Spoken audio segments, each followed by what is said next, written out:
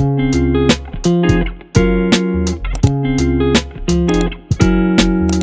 so ngayong araw magwawiring tayo ng spin motor. Ito yun, luma siya, spin motor galing sa ating spin dryer. So papakita ko lang sa inyo kung paano mag-wiring. So ang ating dito, ito yung ating motor, yung spin dryer, yung ating capacitor. So dito 4.5 to it, tapos yung ating switch, tapos yung ating power cord. So yung ating spin motor, so and spin motor, so 30 volts, 60 hertz, or 45 watts. So yung ating niya 1550 per minute. So yung capacitance na para ng capacitor dito ay 4U8, 450 volts. So ito 4.5, pero pwede po itong gamitin. Okay. So yung wiring diagram niya, so ito bali tatlong wire ka.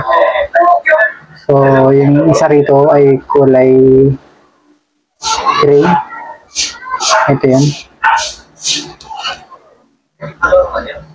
So ito yung aking magiging line 1 o isang linya na galing sa switch. Tapos dito rin natin kakabit yung isang wire ng capacitor. Tapos yung kasunod yung brown, ito yung brown. So agad kakabit natin dito yung capacitor. Tapos yung isang wire na kulay black, ito yung common wire. So dito natin kakabit yung supply. So start tayo. So yung ating gagawin, kabit na muna natin yung common wire. So yung isang linya, ito dalawa rin dito, line 1 or line 2, kahit alin dito. So unahin natin yung common wire, yung itim. So ligat natin kakabit. Ayan. Tapos yung isang wire, o ito yung gawin natin line 1. Dapat ito yan, pupunta ng gray. So dapat bago tayo mag-connect ng yung gray, dapat magagaling yan dito sa switch o yung timer switch. So kakabit natin yung supply dito sa kulay brown. So ito. So dalawa yan. Hindi tayo mag-connect sa kulay brown yung supply. Okay. Yan. Iwag lang natin ay ano lang naman to, demonstration kung paano mag-connect ng wire. Pero ito na rin yan. So yan. So complete natin yung supply. Isa line 1, yung isa common wire. So itong kulay green, ito naman yung body ground. So dito natin kakabit yan.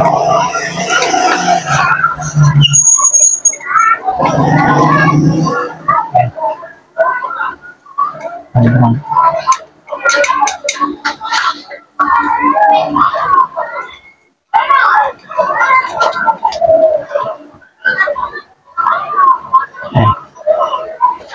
So, lagyan na muna itong electrical tape.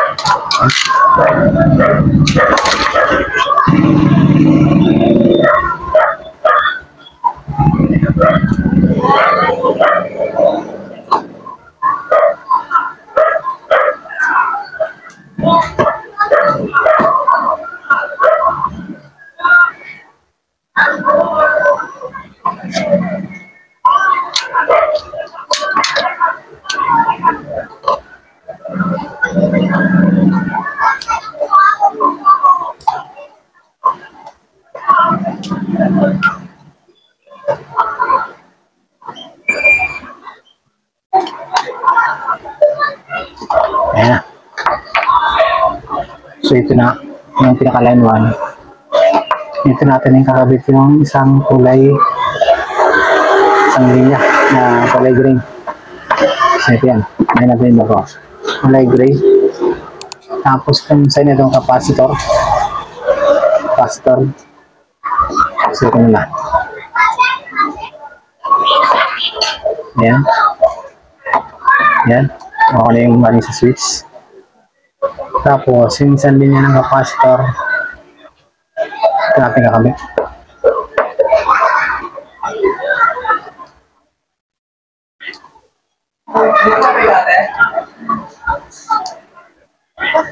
So, bali tatlong wire yan. Isang galing sa switch, isa sa capacitor, isa sa papuntang motor. So, ito yan. Kulay gray. Supply, kulay gray, saka capacitor. So, lagyan natin pa ng tape.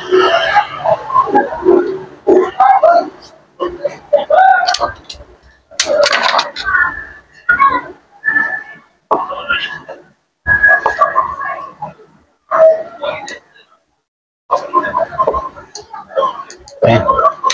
Ayan. Trace na lang. Itong capacitor na sign, dito to sa kulay brown. Ito yan. Ito yan.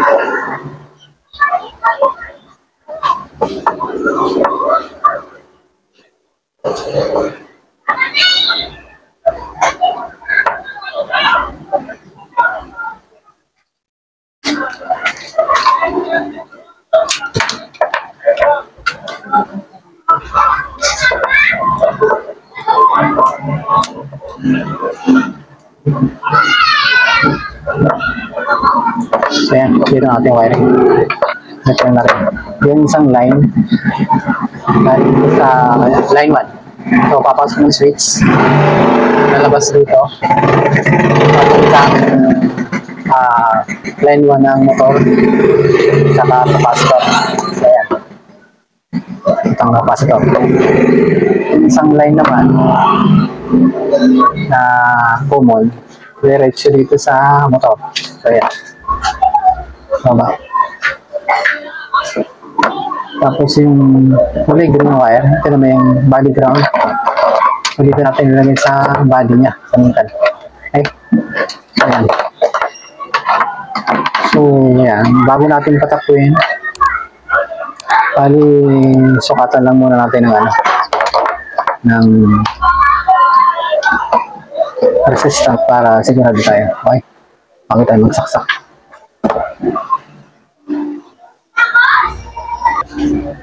So, gamitin tayo ng tester para kasiguro tayo.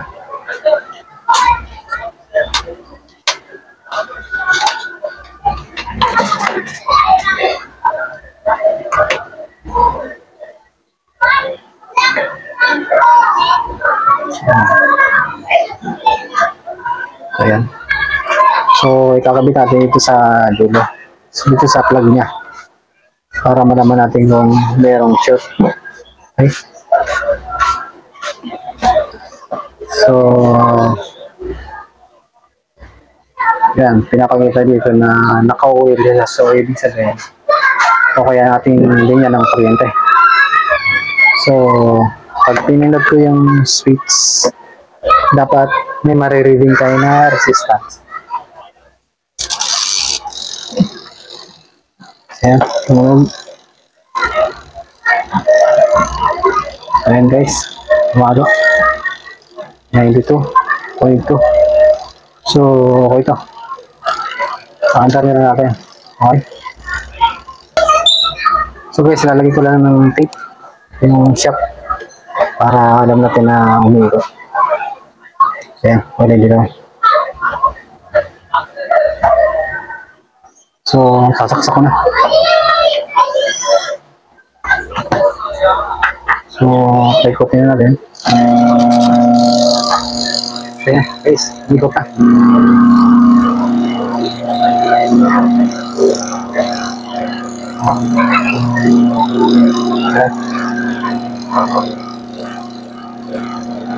So, ganun lang kasimple mag-wiring ng spin motor. Sana may natutunan kayo sa tutorial ito. Pag-subscribe na lang pala ang aking channel para update ko kayo sa bagong upload ng video. So po, maraming salamat.